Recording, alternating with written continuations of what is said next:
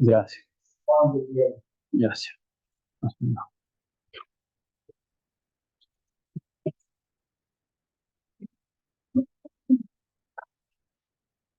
Ok, estamos comenzando esta nueva serie de Nehemías.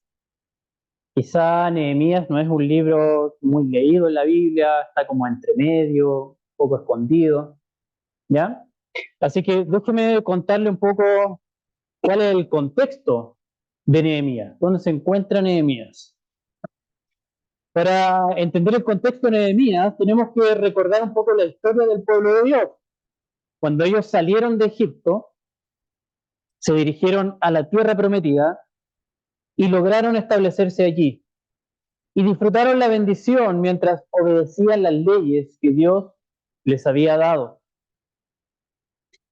Pero el pueblo comenzó a adorar otros dioses y a dejar de practicar la justicia según la ley de Dios. Entonces les vino un castigo y el pueblo de Dios fue conquistado por una nación extranjera, Babilonia.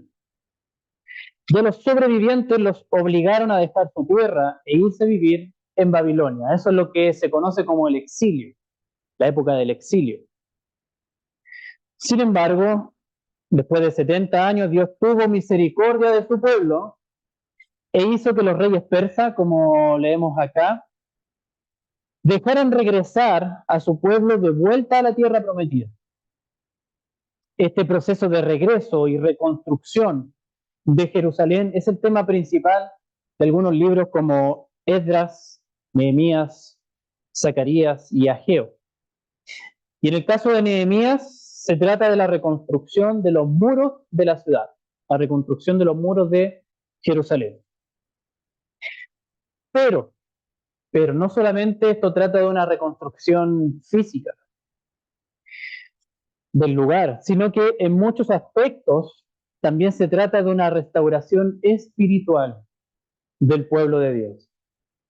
Y aquí es donde el libro se vuelve importante para nosotros como iglesia. Porque a través de él Dios nos hablará respecto a la restauración que actualmente desea hacer de su pueblo, es decir, de nosotros, su iglesia. Y si te fijaste cómo comenzó este capítulo 1 de Nehemías, este libro abre con una dolorosa noticia.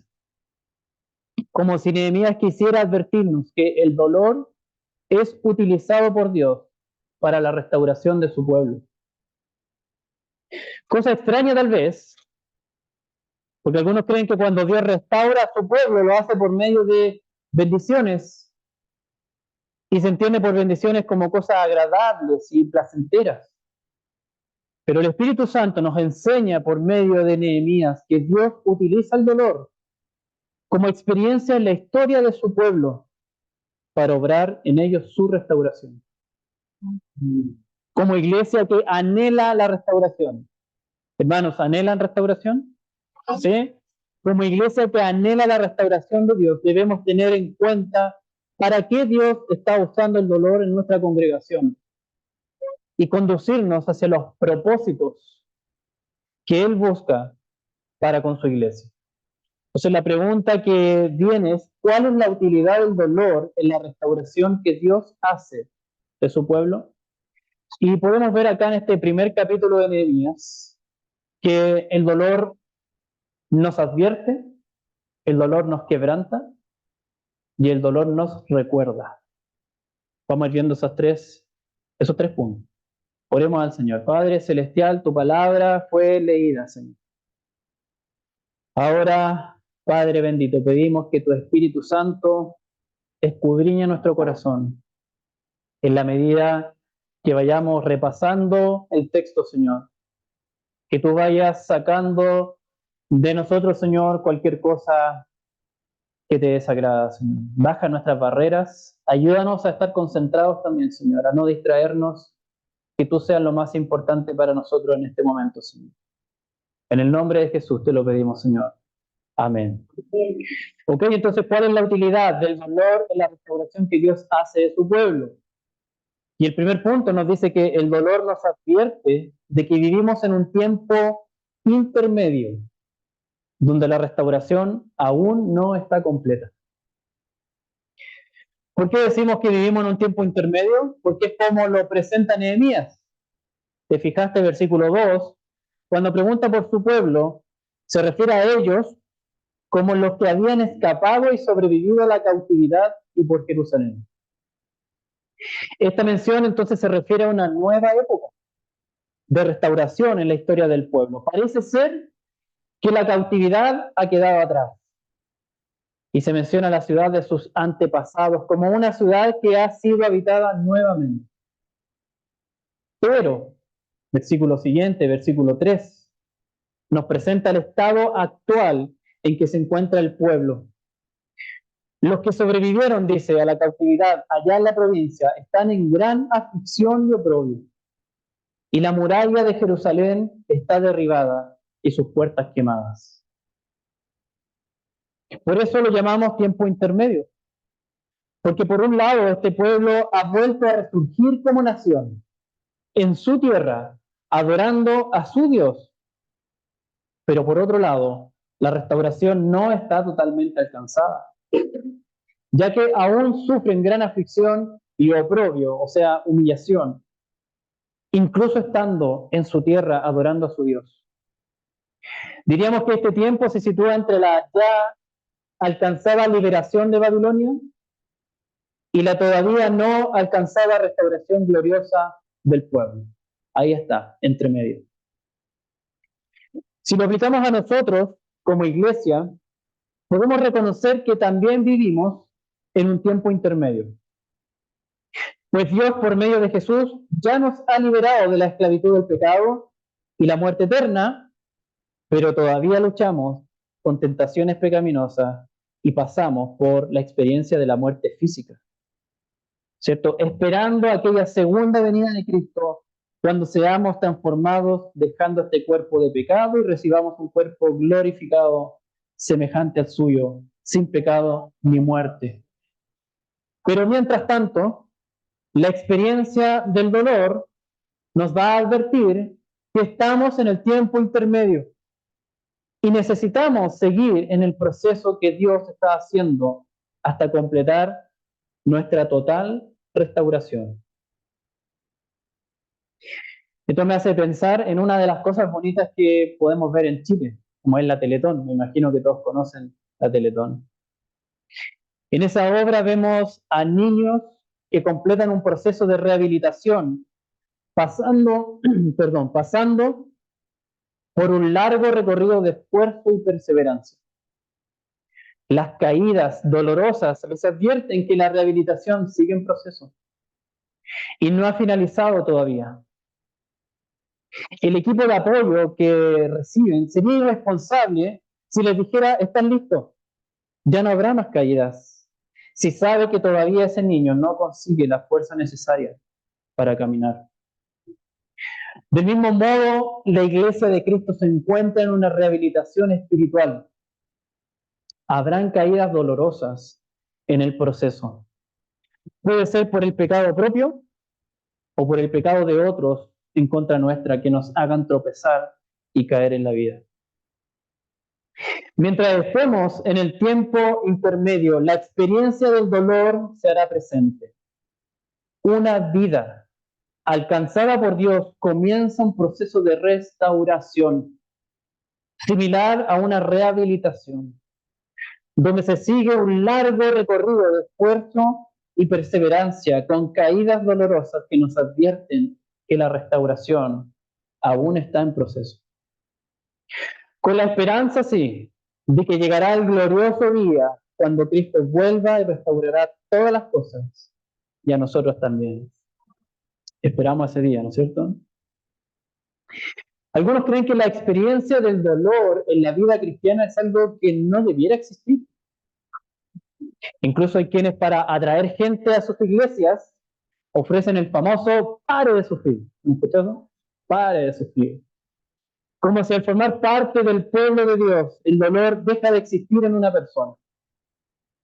Pero el Espíritu Santo nos enseña por medio de Nehemías que Dios puede utilizar el dolor para advertirnos que aún estamos en el proceso de restauración y que Él está haciendo, que Él está haciendo en su pueblo.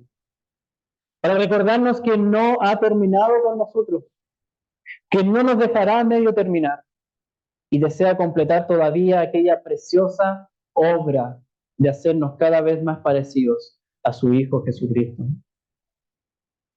Entonces, ¿cómo deberíamos enfrentar el dolor en nuestra vida sabiendo que Dios lo puede utilizar para advertirnos que estamos en proceso de restauración?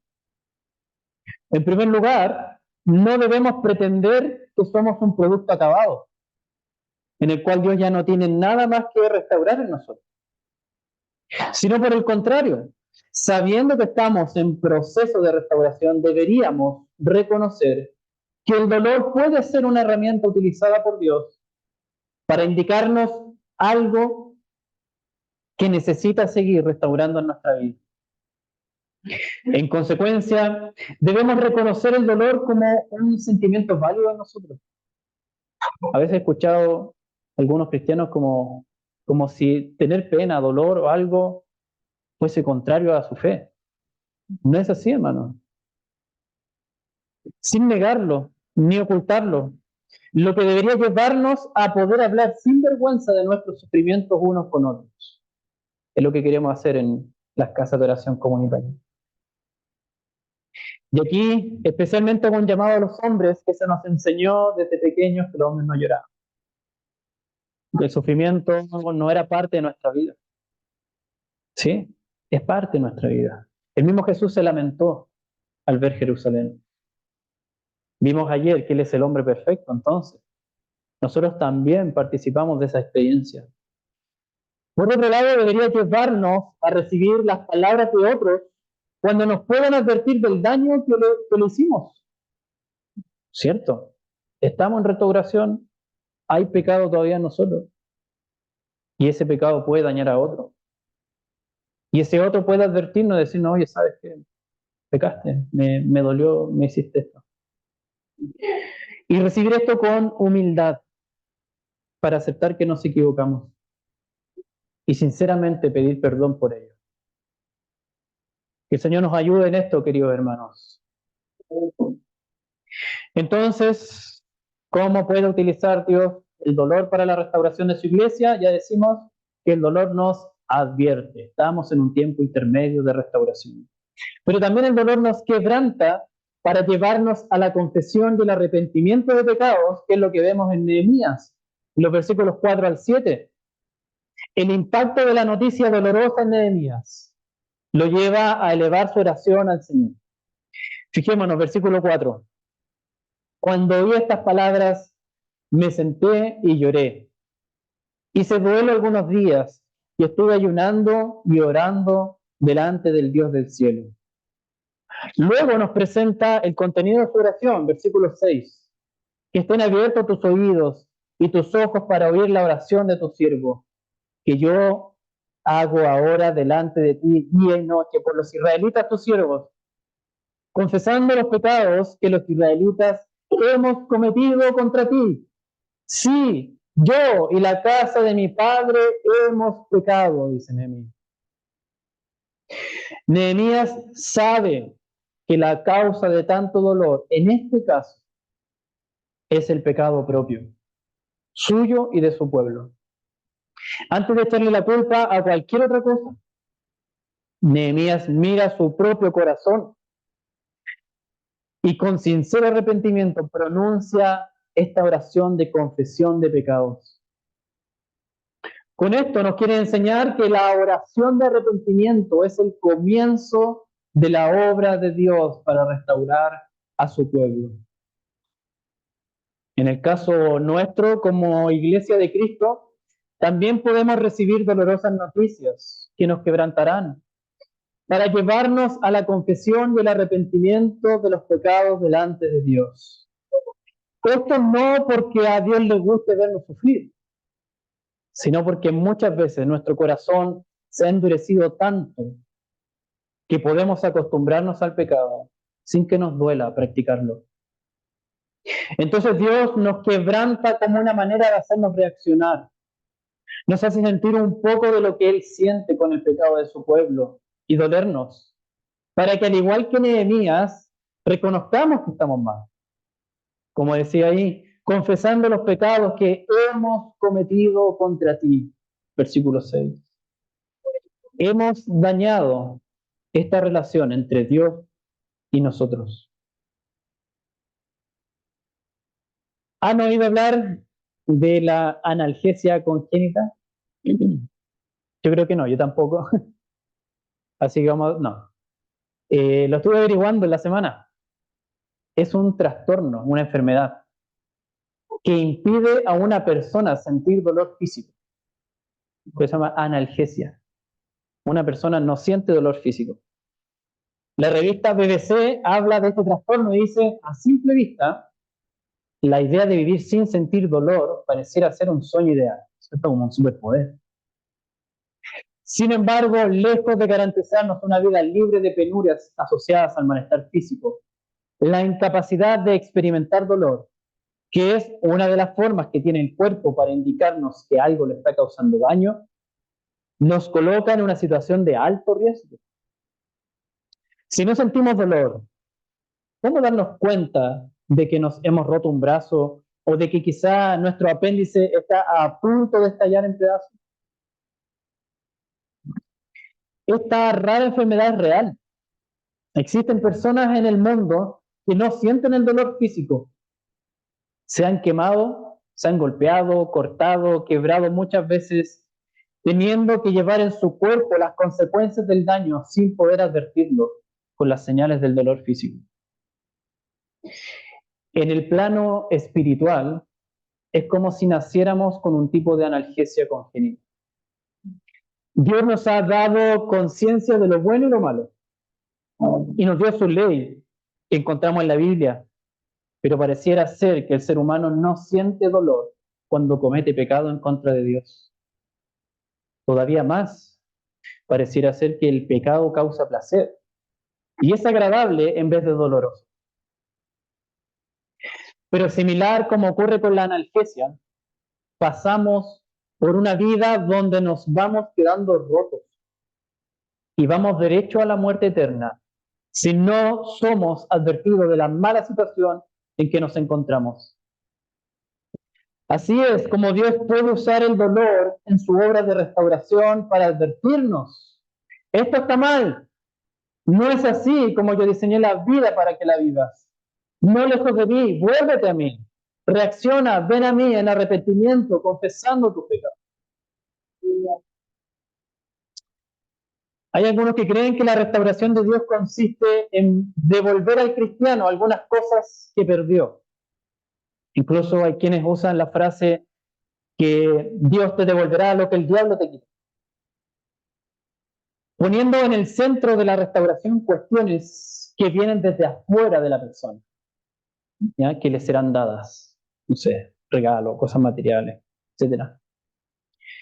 Pero el Espíritu Santo nos enseña por medio de Nehemías que la restauración de Dios no apunta a cuestiones externas a la persona, sino al interior de esta, poniendo en el centro de la restauración la relación rota entre Dios y su pueblo a causa del pecado. Esto es lo que Dios desea restaurar en primer lugar, quebrantándonos para que acudamos a Él en una sincera oración de confesión y arrepentimiento de pecados. Entonces, ¿cómo deberíamos enfrentar el dolor en nuestra vida sabiendo que Dios lo puede utilizar para quebrantarnos y llevarnos a la confesión y arrepentimiento de pecados? Bueno, en primer lugar, deberíamos dejar de romantizar o idealizar el estado de resistencia que se niega al dolor, ya que esta idea romántica de la resistencia se alimenta del orgullo que no acepta la propia debilidad. Por el contrario, podemos abrazar nuestra debilidad delante de Dios y reconocer que, cuando sea el caso, nuestro pecado ha ocasionado daño a uno mismo y a otros. Oh, queridos hermanos, no hay mejor momento en la vida cristiana que aquel cuando somos quebrantados y con lágrimas confesamos y nos arrepentimos de nuestros pecados delante de Dios. Muchas veces esas oraciones funcionan igual que una cirugía a corazón abierto, en la que Dios opera dándonos un nuevo corazón y restaurando la relación con Él, relación que nosotros mismos habíamos dañado. Que el Señor nos regale esos momentos preciosos. Entonces, ¿cómo el Señor puede utilizar el dolor en la restauración de su pueblo? Ya lo vimos, el dolor nos advierte. Nos quebranta para confesar y arrepentirnos de nuestros pecados, pero también el dolor nos recuerda una gloria mayor que la presente, la gloria de Dios. Y es lo que vemos hacia el final de la oración de Nehemías, versículos 8 al 11. En la parte final de la oración de Nehemías, vemos que hace mención del pacto y la historia de redención que une a Dios con su pueblo. Cuando Dios mostró su gloria trayendo salvación por medio del juicio contra Egipto. Esto lo vemos en el versículo 10. Dice, ellos son tus siervos y tu pueblo, los que tú redimiste con tu gran poder y con tu mano poderosa. Ahí está la gloria de Dios. Tú los redimiste con gran poder y mano poderosa. La redención del pueblo de Dios, cuando fue liberado de la esclavitud en Egipto, fue una muestra de la gloria de Dios. Y Nehemías lo recuerda como quien sabe que el lamentable estado presente no puede ser el definitivo cuando se trata de un pueblo en las manos del Dios Todopoderoso. Así es como Dios utiliza el dolor del tiempo presente en Nehemías para recordarle que las cosas no solían ser así, que la mayor gloria se encuentra en Dios, y apelando a esa gloria pasada, realiza Nehemías una petición que traerá gloria a Dios en el futuro. Cuando dice, versículo 11, haz prosperar hoy a tu siervo y concédele favor delante de este hombre. Era yo entonces copero del rey. Nehemías, siendo copero, se iba a dirigir al rey, ¿ya? Iba a conseguir algo de este rey. Pero él está pidiendo a Dios primero que obre para que se muestre su gloria en esa petición. En el caso nuestro, como iglesia de Cristo, también Dios puede estar haciéndonos pasar un tiempo doloroso en el presente para hacernos mirar a Él y anhelar mejores tiempos que traigan gloria a Dios por medio de la restauración de su iglesia. Y como Nehemías, podemos orar pidiendo a Dios por restauración de su iglesia, recordando que estamos ante el autor de la gloriosa redención, pero una redención mayor que la de Egipto. Hablamos de la redención del pecado conseguida gracias a la muerte y resurrección de Jesús. ¿Alguien ha vivido fuera de su país por mucho tiempo? ¿Sí? ¿No? ¿Sí? La Argentina, ¿sí? ¿Sí? Bueno, cuando una persona ama la tierra y la gente de donde nació, pequeños detalles pueden hacerle recordar los buenos momentos que vivió allí. Yo recuerdo cuando mi hermano se fue por varios meses a estudiar a Brasil. Y justo en esa fecha, el equipo de fútbol Colo-Colo, ¿lo conocen? ¿Sí? ¿Ya? Jugó un partido de la Copa Libertadores en Sao Paulo, la misma ciudad donde estaba mi hermano. Y mi hermano, que no es hincha de Colo-Colo, pero quiso ir al estadio. Ya llevaba varios meses allá en Brasil. Fue al estadio a verlo jugar, y su mayor emoción fue cuando se encontró con cientos de chilenos que le hablaban en su idioma y lo trataron como a uno de los suyos en el estadio. Sintiéndose lejos de casa por tantos meses, una extraña mezcla de dolor y alegría le vino al escuchar de nuevo las voces que acostumbraba a escuchar en su tierra y abrazarse con su gente. Esto le hizo recordar que para él había otro tiempo mejor que el presente, cuando se encontraba en su tierra con los que amaba. De manera similar, Dios puede utilizar el dolor del presente para elevar nuestro espíritu hacia un anhelo por una gloria mayor, deseando volver a encontrar una restauración que nos permita ver la gloria de Dios obrando en nuestras vidas. Miramos nuestro presente, tal vez lejos de Dios, y el dolor que nos causa, y Dios lo usa para llevarnos a querer estar cerca de Él, en una nueva relación restaurada para su gloria. Queridos hermanos, hay algunos que creen que en este mundo es donde debemos encontrar nuestro mejor momento en la vida. ¿Han oído esa frase? Estoy en mi mejor momento. ¿La han escuchado? El problema es que este ideal está centrado en traer gloria a la persona, de manera personal, ¿cierto? Y entiende este mejor momento como un estado en que posee más poder o más placer personal. Pero el Espíritu Santo nos enseña por medio de Nehemías que la dolorosa frustración que podemos encontrar en el tiempo presente, Dios puede utilizarla para llevarnos a anhelar una restauración en nuestras vidas donde Él sea glorificado. Entonces, ¿cómo deberíamos enfrentar el dolor en nuestra vida sabiendo que Dios lo puede utilizar para recordarnos su gloria? Bueno, en primer lugar, el dolor presente debería servirnos para compararlo con la mayor gloria que se encuentra en Dios y dejar de buscar o esperar que este mundo nos dé esa gloria que anhelamos, ya que el único que puede darnos lo que realmente necesitamos para nuestro bien es Dios. En consecuencia, como Nehemías, deberíamos recordar que la todopoderosa mano de Dios se mostró en toda su gloria. Aleluya. Cuando nos redimió del pecado y nos perdonó en la cruz de Jesús.